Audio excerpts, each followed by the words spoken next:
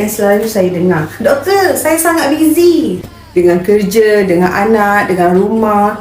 Sampai diri sendiri pun tak sempat nak jaga ke? Macam pasien ni, seorang ibu kepada 2 anak dan bekerja sepenuh masa. Walaupun busy, dia masih boleh turunkan berat badan dengan konsisten. Okay? Kita tak bagi dia plan yang susah. Susut ikut kehidupan dia sahaja.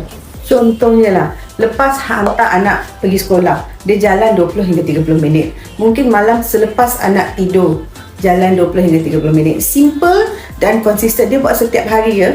Dan untuk bantu lebih cepat dan terkawal, dia ikut juga program yang dipantau oleh doktor, seperti rawatan Monjaro untuk bantu kawal selera makan dan hormon badan. Jadi hasil dia nampaklah dengan cepat, tapi masih dalam pemantauan dan cara yang selamat. Bukan ekstrim dan bukan paksa badan. Bila cara yang sesuai dengan lifestyle dia, ini hasil dia lebih konsisten dan lebih berkekalan. Kami faham setiap orang busy dengan kehidupan masing-masing. Tapi, perlu bantuan? Jom kita bantu dan cari plan yang sesuai dengan badan dan lifestyle anda di Klinik Health Quarters.